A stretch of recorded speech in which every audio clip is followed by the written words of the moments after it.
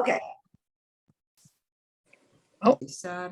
Vamos a empezar y grabar. Y muy buenas tardes.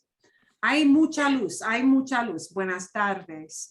Buenas tardes. Espero que todos estén bien. I hope you are all well.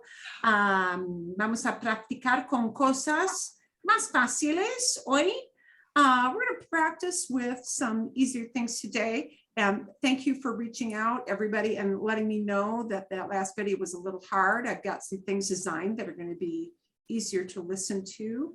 And actually, I have a little instruction thing. I think we're going to save till the end of class of something to do while you watch videos that should be helpful. A little one-step thing to do that should help you with pronunciation and listening and all of that good stuff. What you should have handy is your two truths and a lie. Yeah. Dos mentiras y two truths and a lie. No, dos verdades. Gracias. Sí, dos verdades y una mentira. Dos verdades y una mentira. Two truths and a lie. The little game thing. If you did not get all of the video, if you got just some like kind of Swiss cheese, but you got the main idea, that is a-okay. It is all right.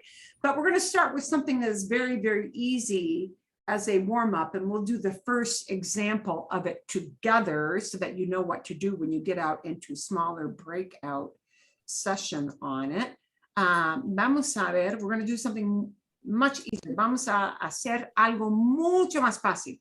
Ok, ustedes pueden ver el dibujo con los objetos, ¿verdad? La ducha, la taza y el lavabo, sí. ¿Pueden ver todo? Can you see everything? Sí. Bien, ok, vale.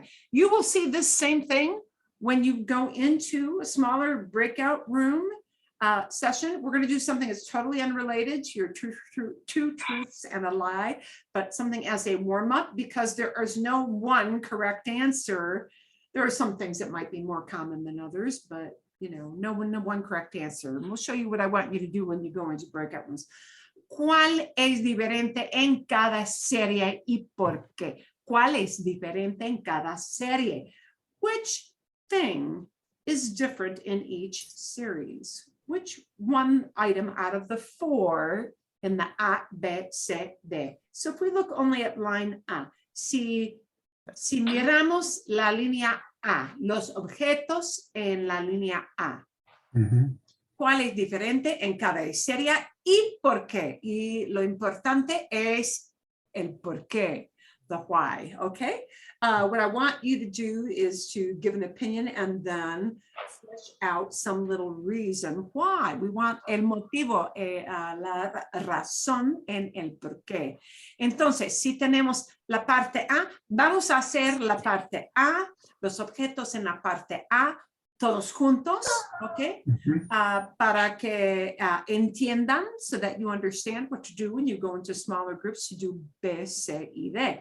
Okay, tenemos en la línea A, la ducha, la taza, el lavabo, la toalla. ¿Cuál es diferente en la línea A? ¿Qué no pertenece? Which one doesn't belong? La toalla. La taza. La taza. Ella dice la toalla. No. Now, I want you to see that there might be more than one way to reason this out. So there might not be really a wrong answer.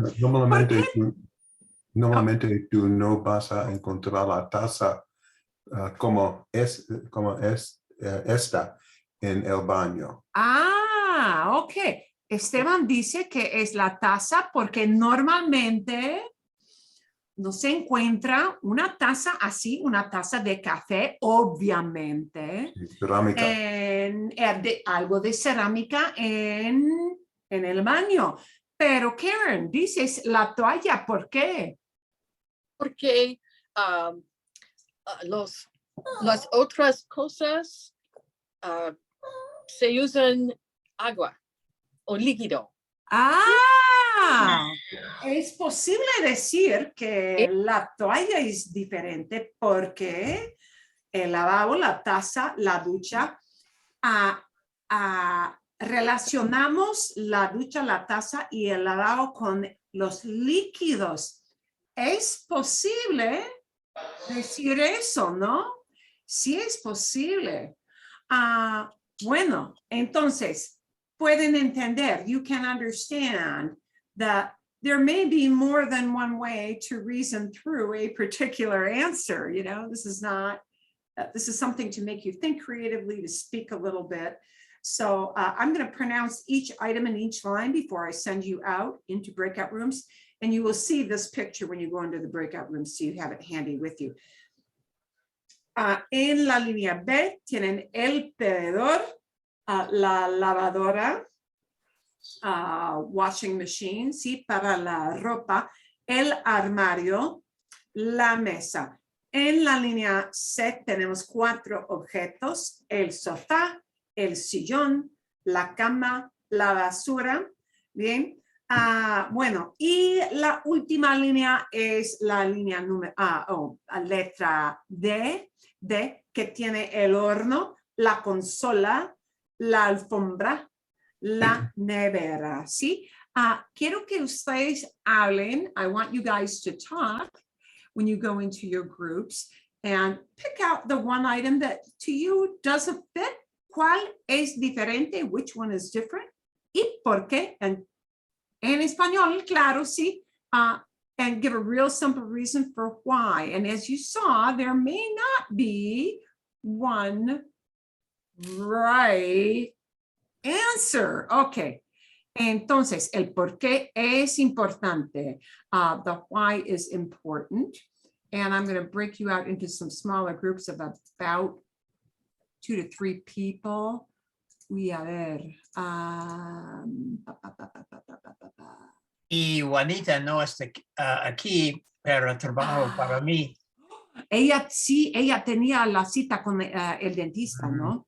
La pobre, la pobre. Poor thing, la pobre. Los dos. Okay, así es, así es. Espero que esté mejor. I hope she is better.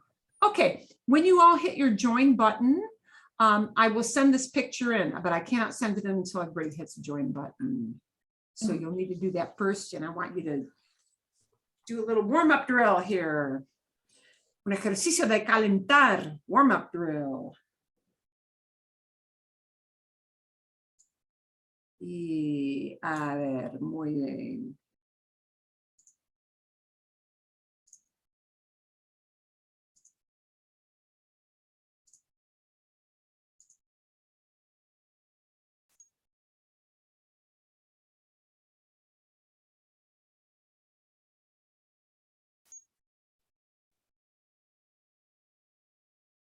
Ok. Vamos a ver, en la línea B, quizás el tenedor. O quizás, uy, ¿qué más? Quizás la lavadora, no sé. En la línea letra C, creo que todos van a pensar que la cosa que es incorrecto o que no cabe en el grupo es la basura, ¿sí? Porque tenemos muebles. Y en la línea letra D, creo que el objeto más común que es diferente será la alfombra, porque la alfombra no es máquina, el horno, la consola, la nevera. Los 3 objetos, los otros 3 objetos todos son máquinas. All of them are machines, ¿sí? De algún tipo. Pero quizás van a decir que la consola, que se usa quizás un chico para jugar, pero un horno, la alfombra, la nevera no son para jugar. Es posible decir muchas cosas, ¿no?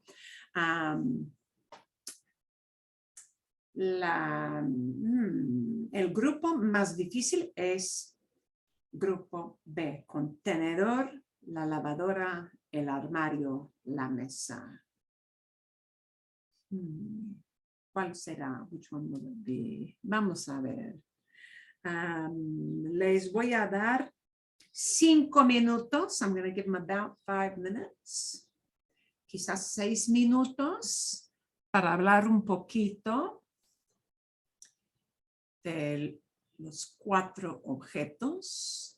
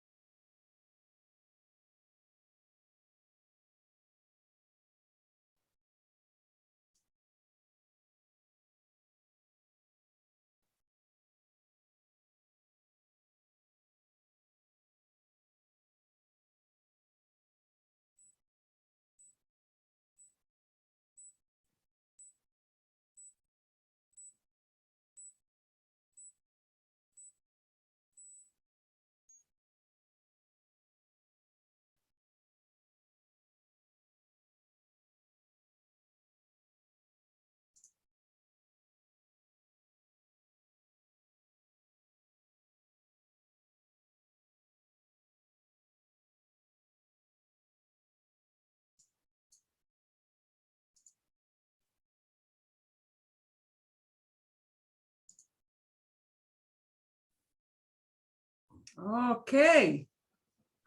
Buen ejercicio, ¿no? Buen ejercicio. Y, uy, quiero ver aquí. Yeah. I gotta hit the stop share button to get to see everybody. One of my little problems is when I share a screen, it kind of puts you guys all into a different slot where I can't see you. So, okay. Es buen ejercicio para practicar un poquito, ¿no? ¿Sí? ¿Verdad? A ver. Bueno, muy bien. Sí. Aquí vienen todos. Oh. Excelente. Vamos a ver, vamos a ver. ¿Qué creen ustedes? What do you guys think? ¿Qué creen ustedes de las cosas en P, en la línea con letra B de tenedor, lavadora, perdón, la lavadora, el armario y la mesa? ¿Cuál es diferente? ¿Cuál? ¿Cuál de los El cuatro? tenedor. El tenedor. El tenedor, ¿y por qué? El tenedor no es un mueble. No es un mueble. No es mueble. It's not a piece of furniture. Me gusta. Algo distinto? Anything different you can say about that? Ah, El tenedor es pequeño. Ah, muy bien. El tenedor, sí. Es otra razón. Ah, el tenedor es pequeño. Exacto. el armario no es en una cocina, pero Ah. quizás la lavadora es una cocina y el tenedor y la mesa. Vale, bueno, sí, un armario no puede estar, cannot be, no puede estar en una cocina, pero una lavadora quizás, y claro, una mesa, un tenedor, es otra manera de pensar en los cuatro objetos, así es. Bueno, ¿algo diferente, algo más o no? Sí, voy a decir la lavadora porque los otros no usan electricidad. muy bien. Sí. La lavadora es diferente porque usa electricidad, es un electrodoméstico Sí, y las otras tres cosas no son dispositivos eléctricos. Exacto, muy bien. este es un juego de inteligencia, Así es. como mensa. Sí, sí. Pues, pero hay maneras distintas de Sí. percibir, perceiving, sí, de pensar en estas cosas. Ok, ¿algo más de la línea B o no? Ok, C, quizás es más objetivo, ¿no? C, ¿cuál es diferente entre el sofá, el sillón, la cama, la basura? La basura. La basura. La basura es muy diferente, ¿sí? ¿Y por qué? ¿Por qué? Puedes sentarte en el sofá, el sillón o la cama, Sí. pero no sentarte en la basura. Espero que no. I hope not. Espero que no. Sí se puede, sí, puedes sentarse en el sofá, en el sillón, en la cama, exacto. ¿Algo más? El sofá y el sillón y la cama están muebles. Son muebles. Son muebles. Son muebles. They are pieces of furniture. Eso es. Bien. Perfecto. Ok. No creo que haya más cosas para decir. I think that one es más obvio, sí, ¿no? Perdón. Y, momentito. Y ¿cuál es la cosa que es diferente? ¿Cuál es la cosa diferente? Yo creo que la alfombra. La alfombra. ¿Y por qué? La alfombra es en el piso, Está en el piso. pero el horno, la consola y la nevera son verticales, como la pared. Ok, bien, sí. Bueno, el horno está en el piso también, pero la alfombra cubre el suelo, ¿sí? La alfombra cubre el suelo, ok, vale. ¿Hay otras razones que podemos decir? ¿Algo diferente sobre la alfombra? Sí, el horno, la consola y La nevera usan electricidad. Otra vez, usan la electricidad. Sí, son máquinas de un tipo u otro. Sí, usan electricidad. Bien, perfecto. Ok. ¿Hay algo más con D o no? ¿No? ¿Nada? Bueno, ok. Bien, pero pueden ver, you can see there are different things you can say about them as to why one thing sticks out and maybe does or does not fit. There are different ways to reason that out. So it's kind of a fun thing to do to loosen your tongue up a little bit before we get going. So we're going to look at our main event here, our main event about mentirosos. Mentirosos, bien, y voy a compartir la foto, aquí solamente la foto. We're not going to play this whole thing, but la foto. Néstor y María, claro, sí. Was there anything out of that video? And you don't have to understand 100% of that video to get a lot of benefit out of it. We're going to talk a little bit more about another thing to do when you watch videos from here on out. But anything in particular that you really had like a trouble with, or vocabulary word of some sort, or anything? I thought both of them spoke very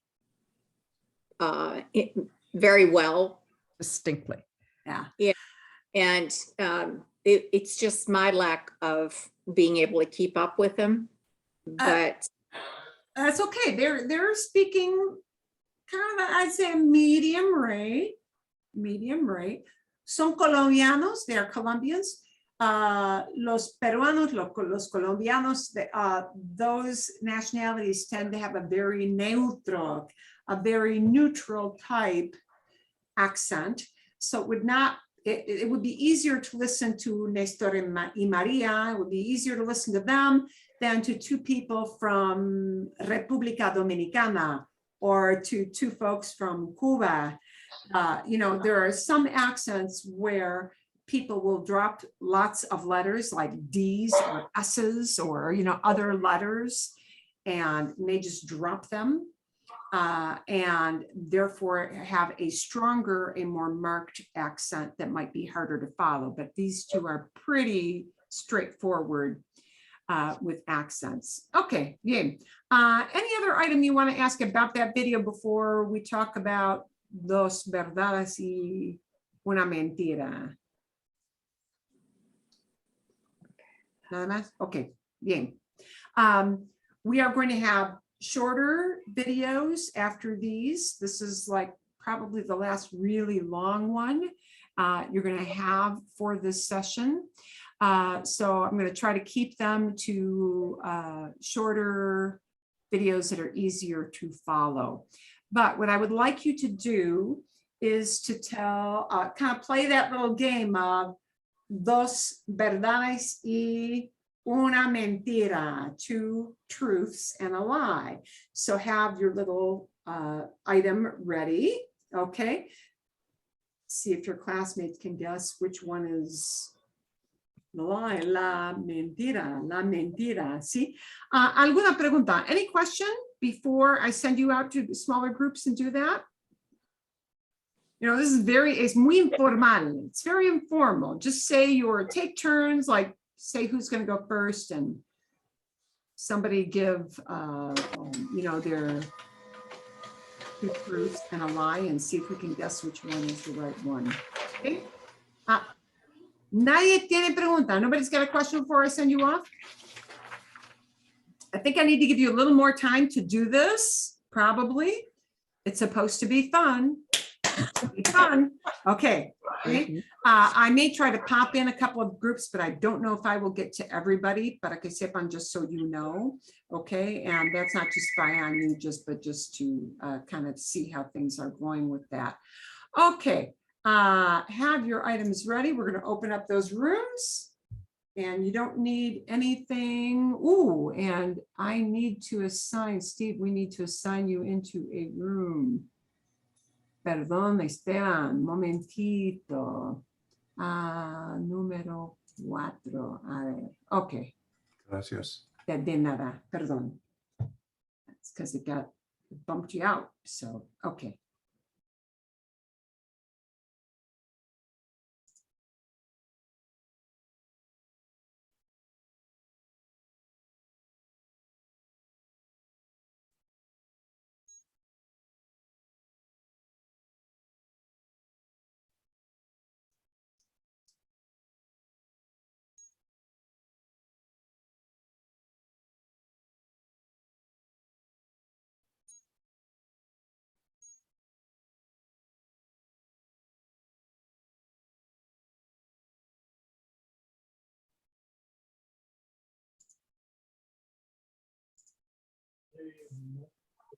Hola.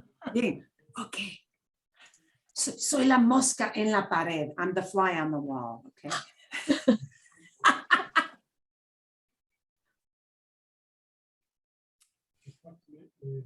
Should I repeat? Yeah, I think we have it. It's just, Los verdaderos son puppies y caballo. Y una mentira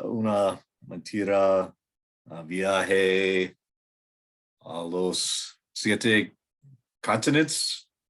Oh, continentes. Continentes. ¿Y Susan?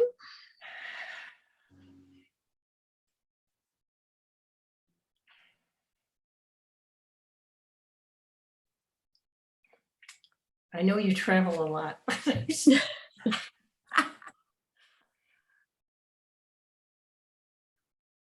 I'll go with Trace Mentira. Number 3, numero Trace. El caballo. Yeah. Sí, Men- bien, es verdad. Es la mentira. Bueno, Karen, dime, ¿cuál es la mentira? ¿Puedes Me encanta repetir? montar a caballo. No me gusta. No me gusta. Y soy alérgico de los caballos. Sufre de alergias. Bien. Cuando Ok. viaje a Antártica.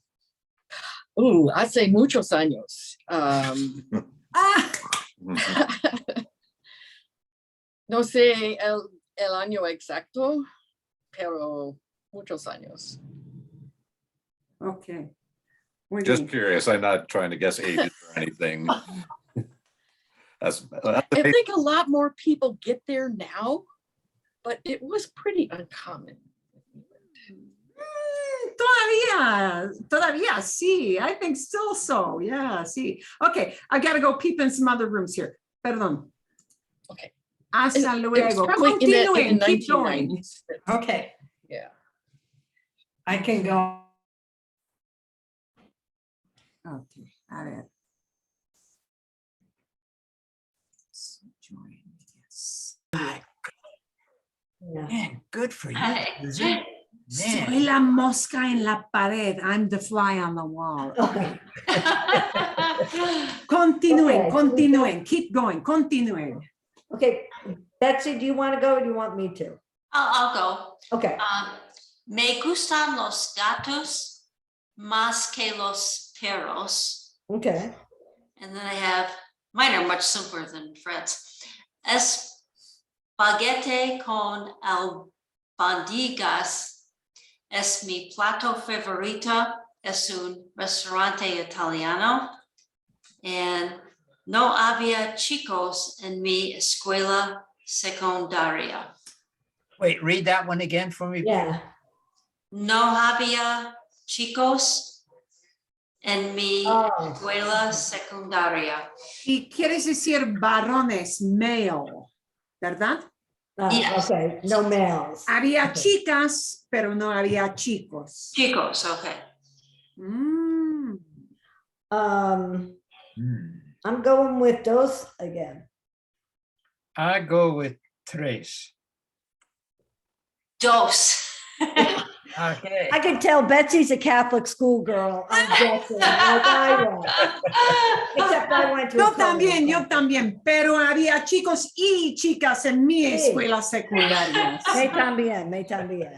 Sí. So, you said your favorite dish was spaghetti with albondigas. Albóndigas. Albondigas. What's that again? Meatballs with A spaghetti. meatball. Oh, of course. Mi Eso es. favorito es la pizza margarita y ensalada. Ah, eso Muy es. bueno. Sí, me gusta, me gusta. Okay. Eso me gusta. Okay, I need to leave the room. I'm trying to peek in at as many people as I can. Okay, hasta Okay, luego, adiós. hasta luego.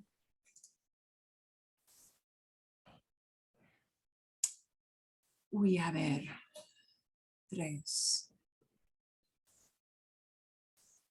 Yahoo. Sud Africa, Tanzania,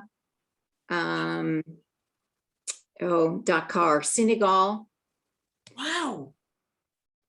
¿Cuándo? Sí, muchos años pasado. Se dice hace muchos años, many years ago. Hace muchos años. It makes many years, ¿sí? Hace muchos años que viajé a los países de África, por ejemplo.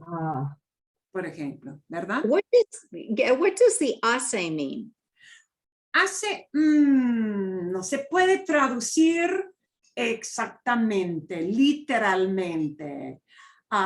Hace, it makes or it does. Entonces, no existe la palabra ago. Ago como una palabra no existe en español. Ago, no.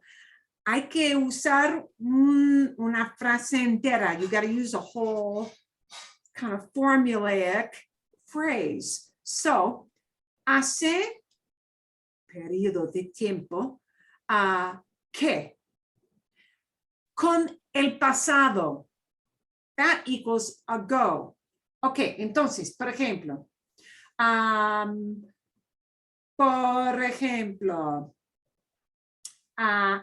hace 22 años,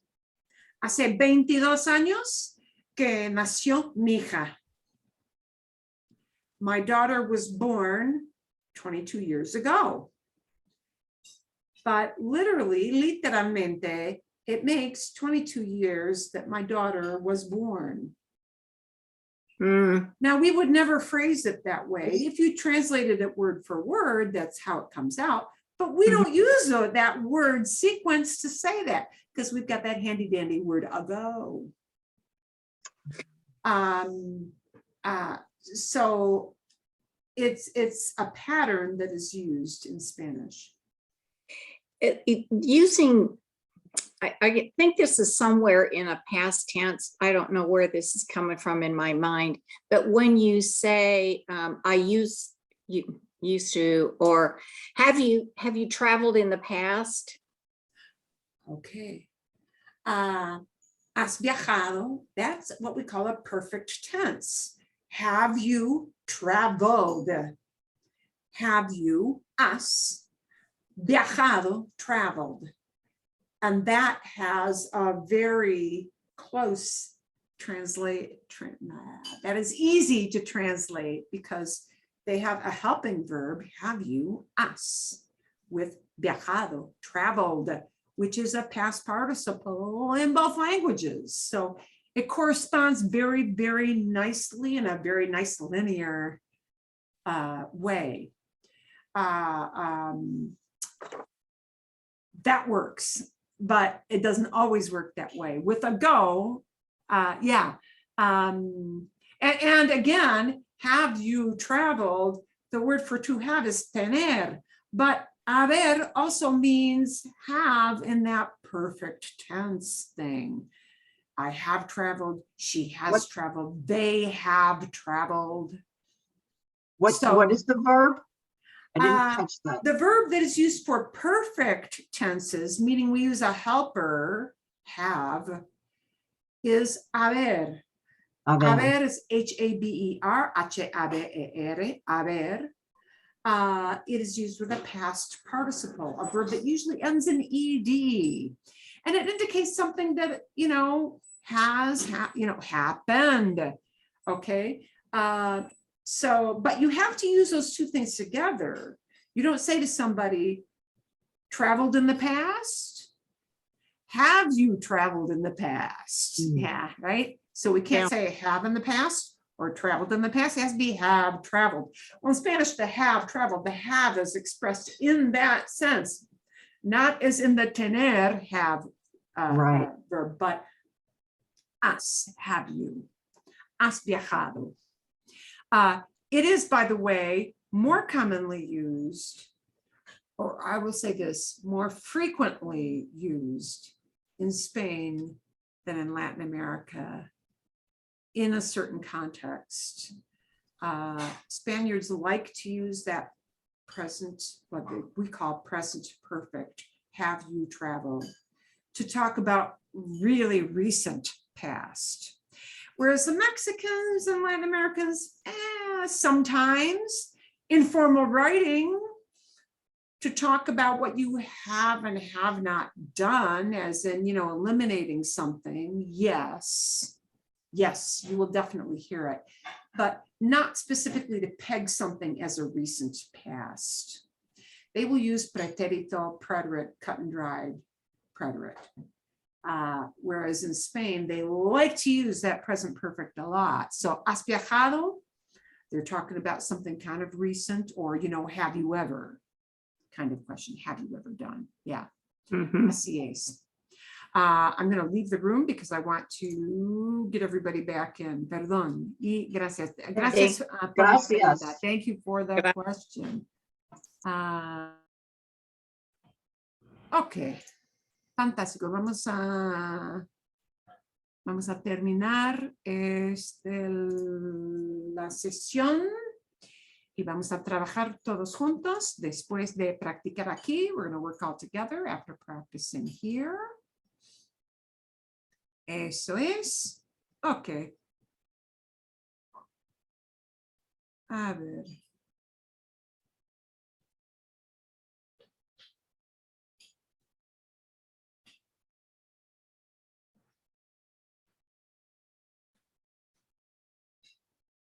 $30 segundos. Nos quedan 30 segundos.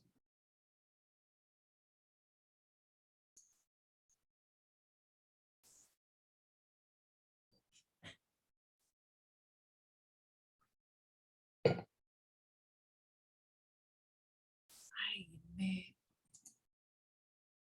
tengo inglés. Switch my keyboard on me. Ok. Vamos a empezar pronto. ¿A dónde? Aquí viene. Bien.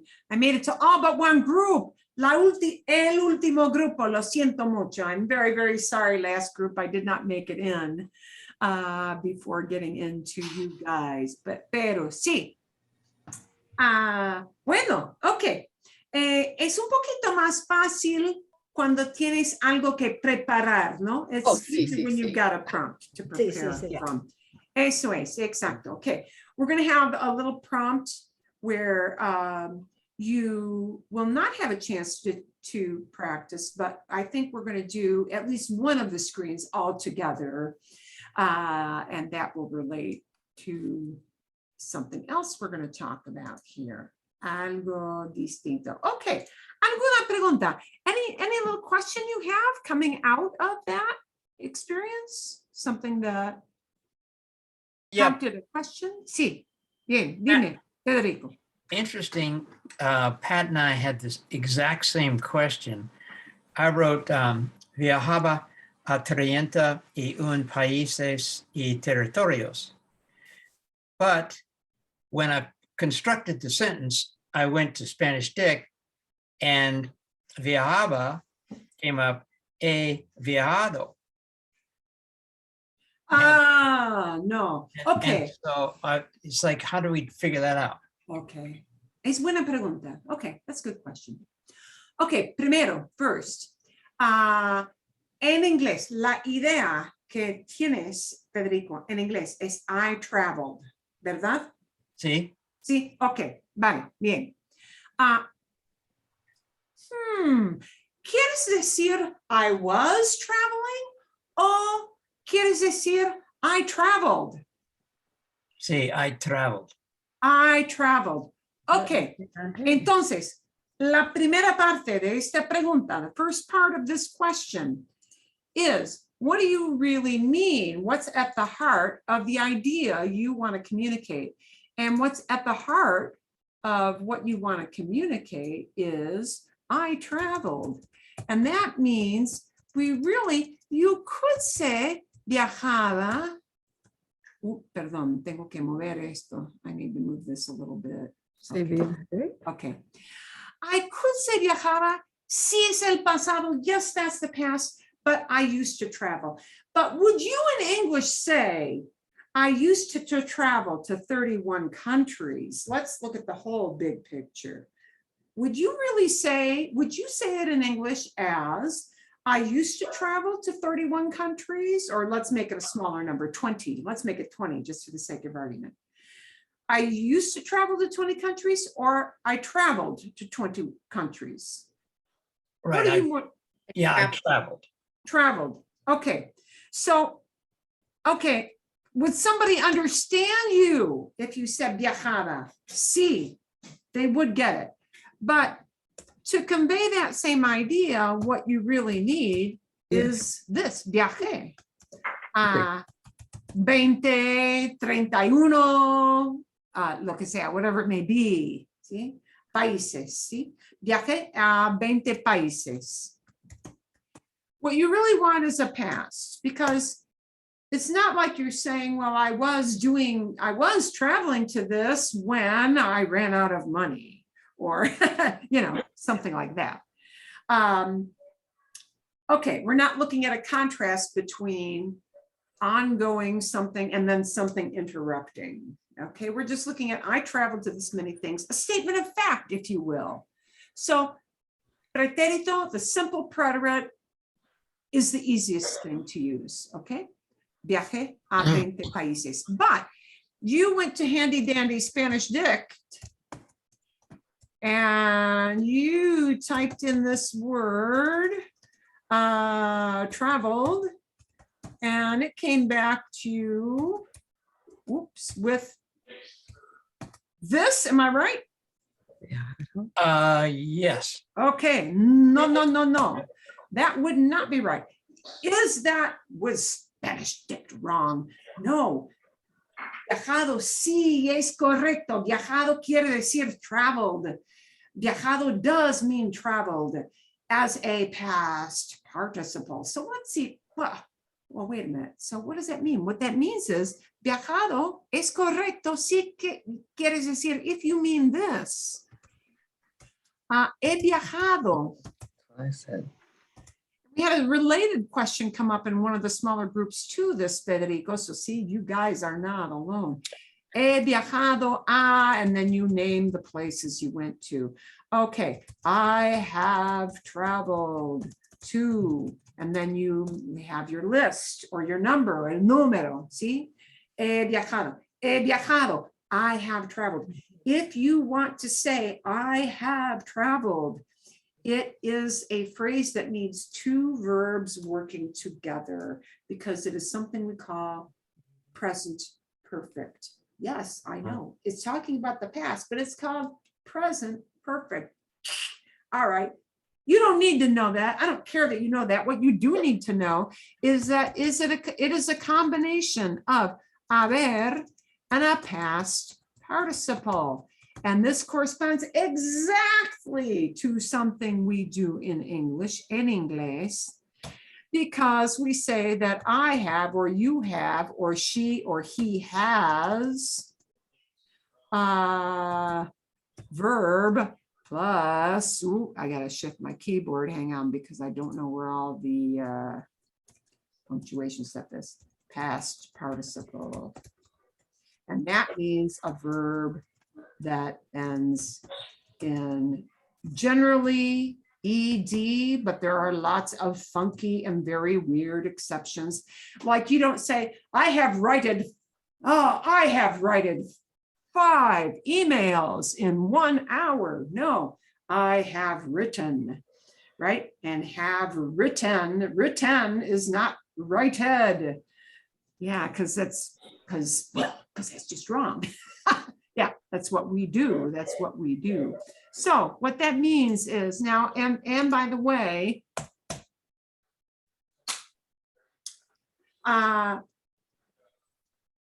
this structure of I have, or she has, or they have done something is a direct translation for this Spanish structure of haber plus a past participle. The past participle, however, is formed by adding ado, usually to AR verbs, or ido to ER and IR verbs. There are a lot of funky exceptions that don't follow that ado pattern or that ido pattern. Here's how that will sound if somebody says it. And I'm going to say something. Somebody will say it only in kind of formal settings in Latin America, because they don't use this particular tense quite so much. In Spain, lots of people use this tense, lots and lots. It is a fave. It is a real fan favorite. It is a super, super common when people want to talk about something in the recent past. Oh, not so long ago. Okay. Or, you know, in that sense, and in Latin America, this would be common as well. Like, hey, have you ever traveled to Italy? Okay, then in Latin America, yes, it will become, has viajado a Italia? Yes, in that sense, like, have you ever? The have you ever kind of question. Yes, Latin America will use that present perfect. But that present perfect in Spain is a real favorite to talk about something that's, 5 minutes ago, half an hour ago, couple hours ago, because it's, you know, in the near past. But Latin America tends to favor just pretérito to do that same thing.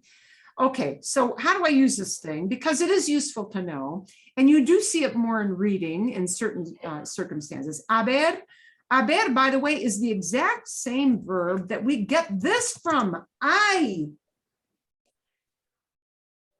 But haber is a very odd verb. And in the past, había. Okay, I to say there is, there are, and había to say there was, there were. That also comes from that verb haber. But I and había are what they call impersonal uses of haber, impersonal. Meaning if I say, wow, there were bees all over my tree from all those flowers. There were bees is very impersonal. I'm not talking about each and every individual little bee, just they were there, just they existed. I and había talks only about existence. Okay, so in that sense, it is impersonal. It is not linked to yo. It's not linked to tú. It's not linked to él, ella, usted. It's not even really linked to ellos. It's just I. But haber also, to form perfect tenses, can be conjugated, and it won't look like I. It'll be this. Yo he. Yo he. Nosotros hemos. Tú has. It don't sound like us. Notice this H is going to be, you know, totally not pronounced, right? Because we don't. Habéis, which is the only form of haber that looks like, ooh, that came from haber. Él or ella or usted ha, and then ellos or ellos or ustedes han. Vale, bien. Okay, so we have to use or as, or a, or hemos, or han, unless you're in Spain, you're never going to hear habéis. And that corresponds to the have part, have or has, have or has. As, a, hemos, han. But I can't use them by themselves. You never hear those words used in isolation. They have to be paired up with a second verb because it is essentially a two-part verb. It needs two segments. And the other segment is going to be the past participle. So, okay, viajado. He viajado, I have traveled. He estudiado. Estudiado, I have studied. Estudiado en Aragón, I have studied in Aragon. He comido, I have eaten. Ya he comido, I've already eaten. Ya he comido, I've already eaten. And I ate just a little while ago, so I can say ya he comido, right? Or as in the have you ever, have you never, have you ever. Alguna vez, sometime, at some time, alguna vez has comido pulpo? At some time, have you eaten octopus? The have you ever question. Yeah. O, por ejemplo, has vivido fuera de Estados Unidos. Have you lived outside of the United States? Has vivido fuera de Estados Unidos. And those verbs you see on the right hand side, a la derecha, viajado, estudiado, comido, vivido, they never change. No matter who has done, no matter how many people they have done, the viajado, estudiado, comido, vivido, those don't go through a conjugation. Here's the verb that changes to tell you who has done. Yo. Has, tú. A, una persona, one person, right? Or usted. Hemos, we have. Han, we have. But han estudiado, they have studied. Su amigo ha estudiado, we still use estudiado. ¿Entienden? Understand? That Yes. participle part does not change. So Spanish told you the right thing for a past participle, but not for a standalone verb. Not for a standalone verb. So you can Well- never say, yo he viajado. Uh-huh. That makes no sense to somebody. And they're sitting there and going, what was supposed to be in front of viajado? Viajado, yeah, or yo viajado. Yeah, I traveled, but not, yeah, it has to be he viajado. ¿Entiendes? Understand? See? Mhm. Yes, and I certainly know why I didn't get it in the first place. So here is the danger of looking up a word in isolation or thinking about a verb. Let me be specific. Thinking about a verb in isolation. A verb in isolation can, when you look up in the dictionary, lead you down kind of a funny path that isn't quite right. And that is that verb, traveled, can be a verb by itself, traveled in English, and traveled can also be a past participle. Okay, but they don't have the same structure. They don't have one word that fills two different roles. They have separate verb forms that fulfill those different roles. Okay, so when you're thinking when you're thinking about constructing an idea, think viajar. And now if you want to say, oh, well, I already did that and that's done. Pretérito, take off the AR, put on the conjugations for whoever you're talking about. Okay. Right? So the way you need to think about viajar when you construct that idea, if you're prepping ahead of time, is instead of really doing Spanish dict, the way to get you immediately to the right place is to say, okay, I know I want to use viajar, and I want to say, I did it. Okay, we need a conjugation that's for yo. And is it something that's all done with? Over, done? Yeah, it is. Okay, so I need pretérito. I need that endpoint. This is a done past tense thing, right? And that means yo for AR verbs gets this ending. For nosotros, it gets this ending. For tú, it gets this ending. For él, ella, usted, it gets this ending. For ellos, it gets that ending. Because it's an AR verb. But if instead I want to say muy, quiero decir que, quiero decir, por ejemplo, pam, pam, pam, pam, pam, pam, pam. And there are so many AR verbs. I'm trying to come up with a good ER verb. Let's just take comer because it is easy to do. Comer. Okay, and if I want to use a yo form, then I need to say, oh, it's all done with. I need these endings to talk about who did that in the past. Oops, perdón. And that's what we do. So you just, boom, grab the ending you need, boom, make your word, right? When we conjugate it, we get rid of this, we get rid of this, and you've got viajé, viajamos. Ooh, there's the one that's just like present, so it doesn't matter, no importa.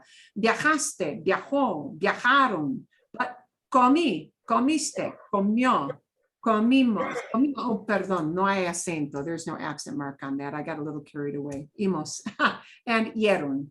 Bien? So that's kind of the way to think about that. Okay, buena pregunta. Good question. Okay, ¿qué más? What else? ¿Algo más o no? No. Bien, okay.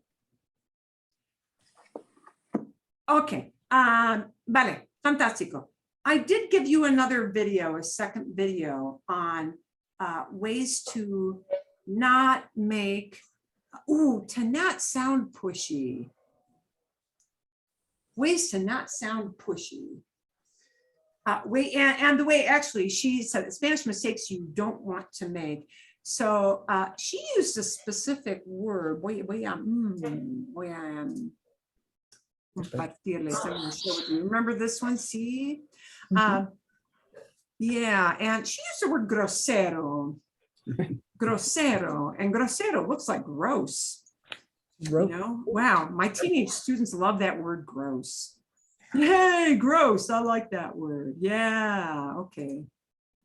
Oh yeah, English speakers like that word gross. But, eso no. Yeah, I was trying to get subtitles come up, it wasn't. Grosero, as she was, grosero as she was using it really means rude.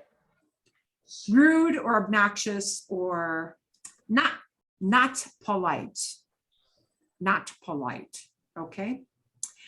And the point that she had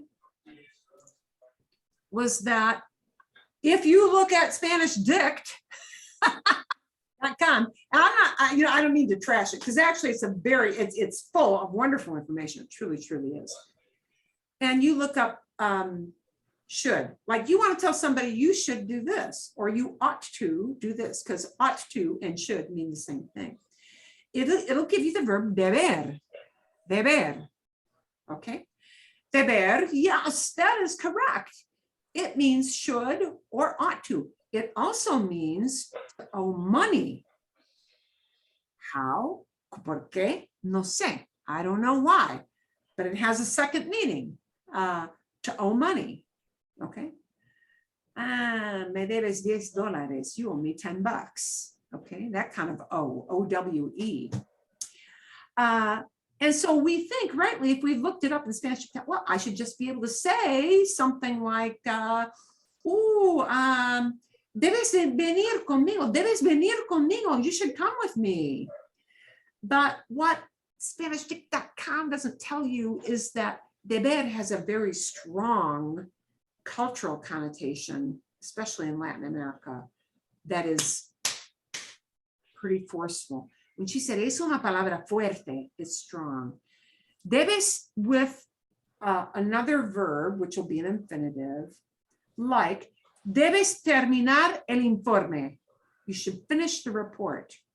If your boss says that to you, debes terminar el informe, he's kind of doing this at you. There's a cultural component to this verb, deber. And that is that the impact it has when you say it to somebody is much more in your face. So do you guys remember what she said? There's a workaround. You can use deber, but in a slightly different way. Yes. Yeah, there were some workarounds she had. We're going to take a look at what the workarounds are. Deberías. Yeah, Deberías. right, deberías. The way you get around that, see, and the SpanishDict.com isn't going to tell you, this sounds like slightly pushy. It sounds like somebody is giving you an order saying, hey, do it, dude. It gets a lot, it has much more forceful connotation. And that's a cultural thing. SpanishDict cannot tell you because it doesn't have enough space in there. Yeah, it's not, it just does the translation. Okay. So, lo que vamos a ver, what we're going to take a look at, maneras de sugerir o pedirle algo a alguien, ways to suggest or ask for something, ask that somebody do something, right? Instead of that strong word debes, which sounds to somebody like, well, aren't they being full of themselves, telling me what to do? ¿Cómo podemos expresar algo de manera amable? How can we express something in a nicer way? And you saying that as a foreigner, they don't take that as a slap in the face, by the way. One other thing she said in that video was, we are very patient with foreigners and we know that you don't understand that debes has this very forceful meaning to it. There are 3 ways she suggested, voy a cambiar esto un poquito. I'm going to change this yet a little bit more. Debería, infinitivo. Okay, bien, mejor, better. So the ways that she suggested that sound more soft pedal, because that is what people like to hear from you. It sounds more polite, is deberías if it's tú, or debería if it's usted, plus the infinitive. And putting it into debería, which is a different tense. It's not present. It's what they call conditional tense. And putting certain verbs into conditional tense makes them very take the foot off the gas pedal kind of feeling. So it makes it much less forceful. It softens. They always like to say this softens the blow of what that word deber means. Debería. Keep the deber, the whole verb, and we put an illa on the end. Deberías. Ok, entonces, si hablamos de pintar un cuarto, if we're talking about painting a room, and I want to tell somebody, because I walk in on my friend and they're in the middle of painting and oh boy, did I come at a bad time, see? And I want to say, ooh, you know what? Hey, you should move that furniture before you start. If I say it as debes mover los muebles, I'm in your face. Okay, so a better way to say that doesn't sound so pushy, is deberías mover los muebles. Sí, es más fácil, it's easier. Es más fácil pintar. Deberías mover los muebles. Deberías poner los muebles en otro cuarto, en another room, ¿sí? O, por ejemplo, deberías pintar una parte muy pequeña de la pared. You should paint a really small piece of the wall, ¿sí? Deberías pintar una parte muy pequeña de la pared para ver si el color es correcto. Para ver, in order to see, para ver si el color es correcto. ¿Bien? Bien. O quizás puedes decir, deberías ponerte ropa vieja. Hey, you ought to put on old clothes. ¿Sí? Antes de pintar, before painting. ¿Sí? It doesn't sound as pushy that way. Now, the other two alternatives she gave, and we're going to take those same examples, would be to use EC and just use present tense. So if I talk about putting on old clothes, so you don't get paint on your clothes, right? It would be, posiblemente, deberías ponerte ropa vieja. O otra posibilidad. ¿Y si te pones ropa vieja? ¿Y si te pones ropa vieja? And if you put on old clothes? ¿Sí? Or I could have said, ¿y si pintas una parte muy pequeña para ver el color primero? Bien. Or sometimes people just use the verb in present, ¿sí? Te pones ropa vieja, te pones ropa vieja, and you say it as a question with your voice, say, doing that intonation. Those three things will get you to a softer pedal, not so pushy way to say those ideas. Okay, ¿qué podemos ver? What could we say about this big, dirty, messy, sloppy situation? What if you want to tell somebody that they should do something? Clean it up. With this, let's think of a way to communicate an idea about this picture. And there are many ideas you might say about this picture. Sí, limpias. Okay, let's take limpiar. Yeah. ¿Cómo se dice, wow, you really should clean that? Marilyn? Debería. Debería Limpiar. limpiar la cocina. Sí. Yeah, you really ought to clean that kitchen. Yeah, okay. But that doesn't sound like you're giving an order. How about an EC with present? Y si limpias. ¿Y si limpias la cocina? Or we could use lavar. Deberías lavar los platos, ¿sí? Deberías lavar los platos. Y si lavas los platos, it's not so in your face, ¿ya? Marilyn? Sí, pregunta. Una Question? pregunta. Sí, dime. Would it be too strong to say, puedes limpiar los platos, por favor? Is that still too powerful? Oh, creo que no. I think not. Puedes. But puedes gets kind of, it would be more like, podrías lavar, could you wash? When you say can you wash, puedes limpiar o puedes lavar, it's really talking more about, do you have the ability? La habilidad. Entiendes, understand? Like, wow, did you break your hands and you can't wash the dishes? No, right. Oh, you burned your hands. You obviously can't put them in hot water.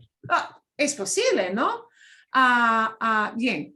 You're really sick, you're deathly sick, and you don't want to be touching those dishes and You really getting want to your use the germs dish all soap over. to Yeah. So soften. then, yeah. So the way you soften that, podrías lavar los platos, could you? And now, and of course, por favor never hurts. podrías lavar los platos, por favor. Podrías carries the same soft pedal idea as deberías. Buen punto. Really good point. Eso es. Buen punto. Ok. A ver, aquí. Por ejemplo, en la tercera foto. En la tercera foto. Uy, a ver. Orden. Front. Ok, mejor. Vamos a ver. Tu amiga quiere, por ejemplo, quiere comprar un carro nuevo. ¿Sí? You want to give your friends some advice about what they should do because they're looking at a new car. New car. What might you say? Hay muchas posibilidades.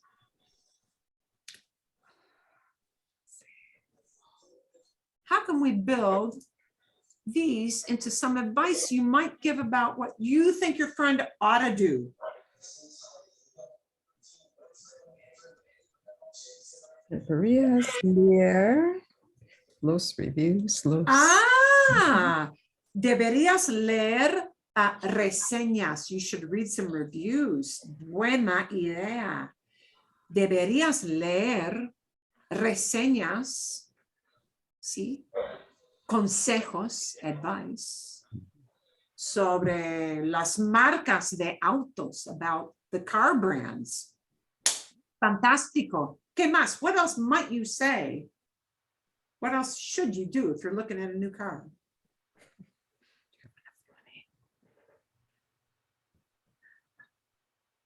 Deberías mirar el híbrido.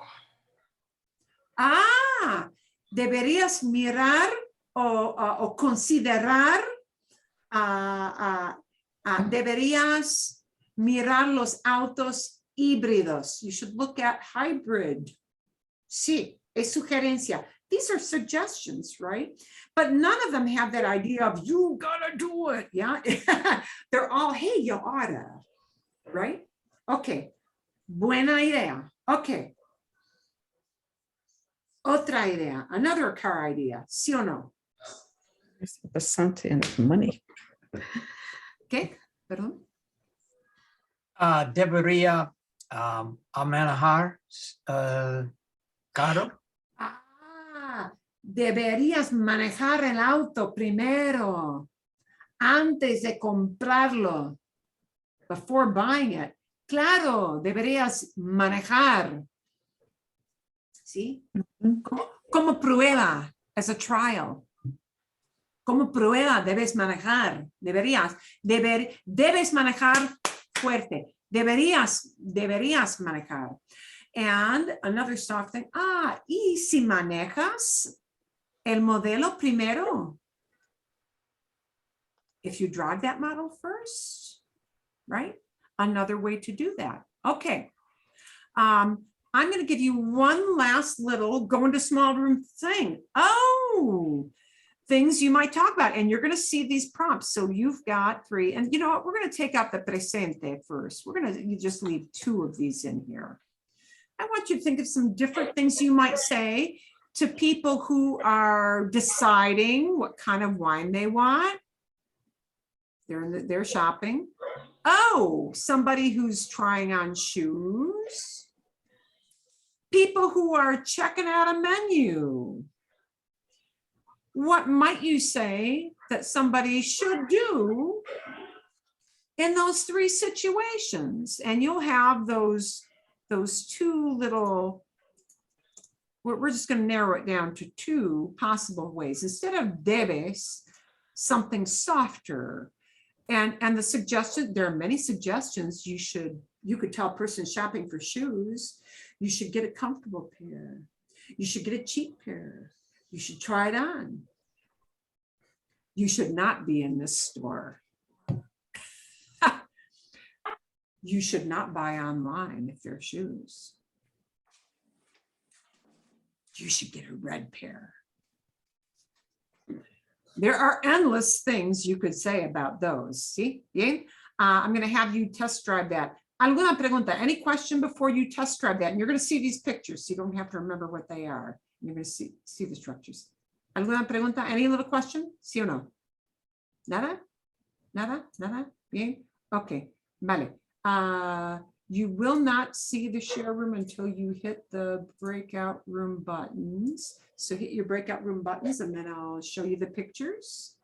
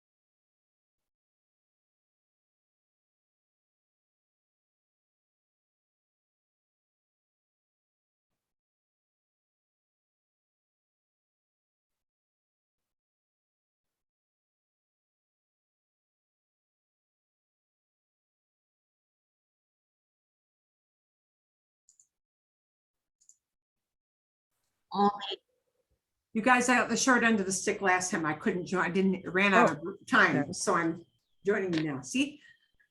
We were on the second one. Deberías comprar los zapatos demasiado caros. Yeah. Okay. Zapatos caros. Too expensive. Should you buy those expensive? Oh, zapatos que son demasiados caros. Sí. Okay. On a sewn in there. Okay. Sí. What was the last picture? I can't remember. The first one, I don't know. Did you want to say what you had, Marlene? Oh, I just, let's see, debería comprar el vino rojo. Okay. Y con frecuencia se dice vino tinto. Vino tinto is a more common term for red wine. I know, rojo, sí, es lógico, pero se llama vino tinto. Okay. Bien, bien, sí. Or choose the red and the white. Eligere, vino tinto or blanco. Vino tinto, vino blanco, sí, correcto. Vino tinto, red. No sé por qué, pero es así. What was the other picture? The third? Yeah, we didn't get to the other picture yet. We were just, Okay. what was it? Tell us again. I'm sure we saw it. I can't remember. Oh, can you not see it? Probably because I'm No. in the room. No. Let me get out of the room then so that you can see. Perdón.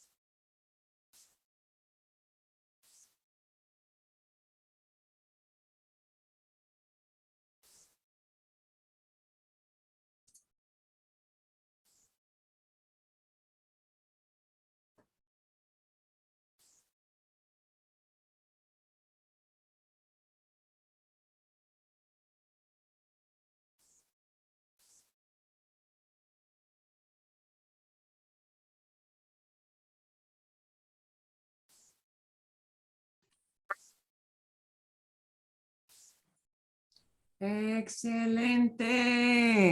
Okay. A ver. Does it deberías make sense now? Mhm. Okay. Fantástico. Esperamos a los otros. We're waiting on the other folks. Ah. It opens it up to a lot more ideas or ways to speak.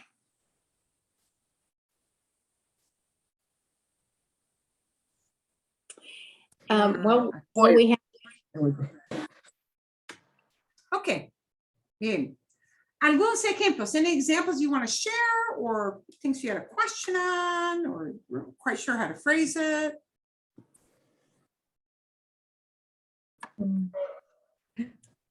I'll give you one for the first one with the wine. Gracias, Susana. Debería comprar un vino con el mejor precio. Best price. Con el mejor precio. Precio. Con el mejor precio, sí. Sí se puede decir, sí, sí, sí. Me gusta. Bien. That's Ok. good. Ok. Excelente. ¿Algo más o no? ¿Es lógico? It makes sense? Mhm. Okay. But this is one of those cultural things that if you look it up in a dictionary, it's going to say this, but it comes off sounding like rah. Yeah. So it's good to know alternate ways, right, to express something so that it comes off sounding super, super polite to people, because that's always how we want to present ourselves. It's always it. Yeah. Bien. Okay. And these things with obligation are always a little bit tricky with Spanish because they are some words, some ways of phrasing things come off sounding different. They just do. Okay. And we'll talk a little tiny extra snippet on deber next week, but it'll be a snippet. It won't be long. I want to share something with you for watching the next video, because what I'm going to send you off with for prep time, we're going to do some work. This is a much suggested topic because there is a difference. When do I use llevar and when do I use traer? That's hard.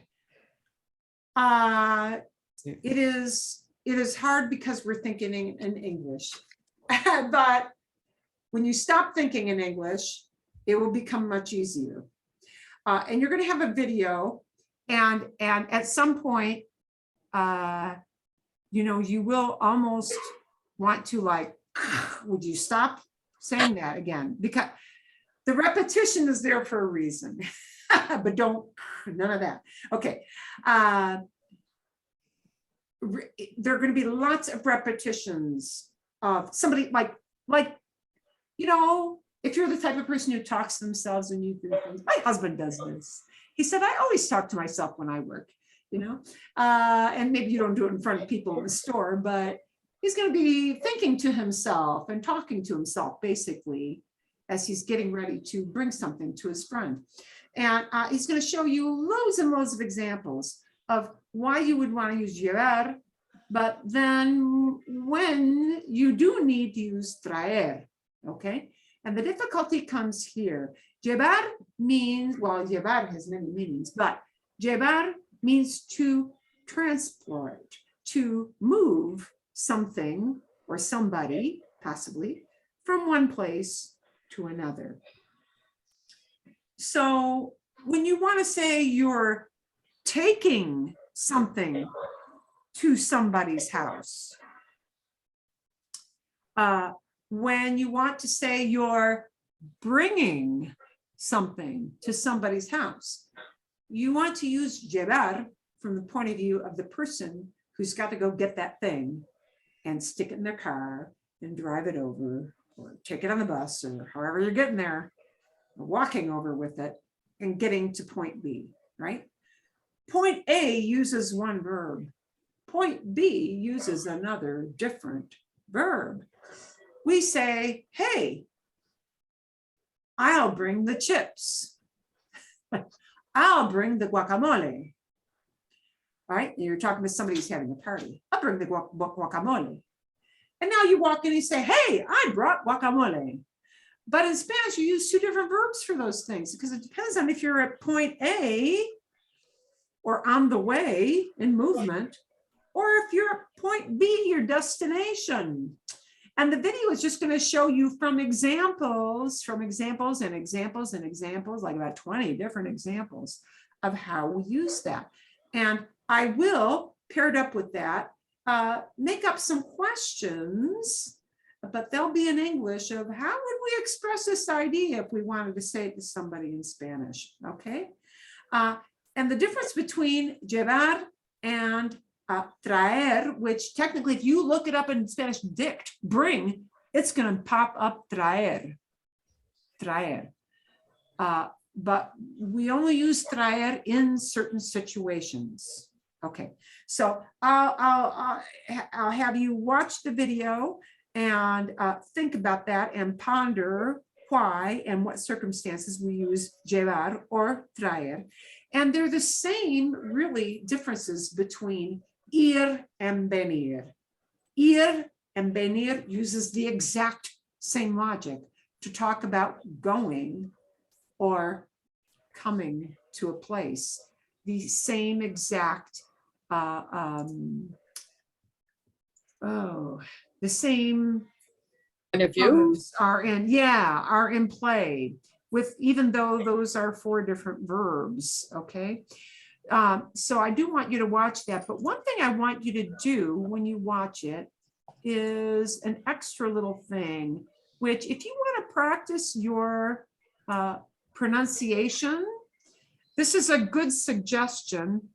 This is something we didn't really do when I was, many moons ago when I was learning Spanish.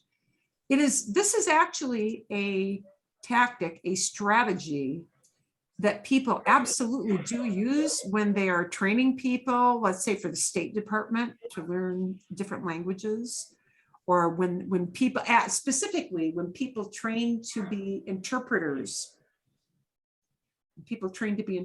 This is something that, a technique that literally is used. So when you listen to the video, why is it not letting me do this? A ver, momentito. Una vez más. Mejor, better. Okay. This is called shadowing. 5 de mis mejores consejos para que puedas hablar y pronunciar español mejor. La primera es una técnica que se utiliza mucho en el mundo de la interpretación. Si tú no lo sabes, mi carrera o lo que yo estudié es interpretación, ser capaz de escuchar un idioma y hablar otro idioma al mismo tiempo. Es muy interesante, ese es tema de otro video, pero esta técnica se llama shadowing. Funciona así. Repetir. You repeat something seconds after you hear them say it. I want you to try that when you listen to the video on llevar and traer. I want you to try that because he's going to talk in rather short sentences most of the time. Tú vas a escuchar un audio en español de un hablante nativo. Puede ser un podcast, nosotros tenemos un podcast, Okay, so it por could cierto. be a podcast. Puede ser un audiolibro, Could puede be an ser audiobook. un video, cualquier Could be a video. cosa. Yours is Si going to tu be a nivel video. de español no es tan avanzado, te recomiendo que busques un recurso que también tenga subtítulos o una And I do want you to turn on the CC box when you do that. So this is your steps while you're watching the llevar and traer video. So it'll be a slower paced video. Turn on the CC caption, closed caption box. transcripción. Un audiolibro, por ejemplo, es perfecto para eso porque And audiobook is perfect, but you don't have that. Okay. él dice, vas a estar repitiendo lo que esta persona dice, pero no solamente se trata de repetir o de hablar muy rápido. El propósito es que estés muy consciente y que imites todo. no solamente las palabras, sino también el énfasis, la pronunciación, la entonación. Entonces, si estás haciendo shadowing con este video y yo digo, hola, bienvenidos, tú necesitas hacer lo mismo. Hola, bienvenidos. Te recomiendo que practiques esto. So, repite lo mismo varias veces por 5 minutos, and you don't have to do the same sentence for 5 minutes. But what shadowing means is when you hear the guy in the video talking about deciding what he's going to bring to his buddy's house, I want you to try and pause the video when you do this. Listen to a short sentence he says and try repeating just seconds after he says it. And with the same intonation. So if he says, no puedo traer vino, no puedo llevar vino, no puedo llevar vino, don't repeat it as no puedo llevar vino, no puedo llevar vino. You want to use intonation. You want your voice to go up and down. No puedo llevar vino. You want to repeat it exactly in that way. Now, why is that? That sounds like it's play acting, and it kind of is. But the point of shadowing is to get you to have the pitch of your voice follow the words as well, so that you get used to a natural rhythm of the way people really honest to God talk, okay? Which technically can help you with your pronunciation as well. So be real conscious of repeating, and he's going to use some short phrases when he does his little video. Okay, vale, bien. So give it a go. It works your pronunciation for sure, and it kind of works connecting. But if you have that CC box on, and 90% of the time it'll be pretty accurate for this, you can use that to help you along as well. But it helps you connect the ideas and get the pitch of your voice in a very natural way, so that it sounds like an honest to goodness person. Vale, bien? Okay, you're also going to get a little short story to read. You might want to try reading the story aloud, and even try recording yourself. The little short story is about our little doggy friend that I had showed some folks when we were starting. It's about a little Ukrainian sniffer outer dog. What do you call these dogs? Tracking dogs? Oh, that finds bombs and stuff. They are, yeah, these dogs that are trained to sniff out. Sniffing dog, yeah, it's like a drug sniffing dog. Dangerous, yeah, sniff out dangerous things, you know, snitch out. In this case, it's a dog who sniffs out bombs. But you can use that for some speaking practice as well, like read along aloud and practice your pronunciation a little bit. But we'll do some work in small groups next week, like you did today, with llevar and traer in the right context, and have you decide what's going to be the right way to use those after doing all that practice. ¿Sí? ¿Vale? ¿Bien? ¿Make sense? ¿Sí? ¿Tiene sentido? ¿Make sense? Sí. Excelente, excelente. Entonces, sí, eso es todo. That is it. So I'm going to end our recording here, but you'll have some fun audio and some fun reading. It's a cute reading.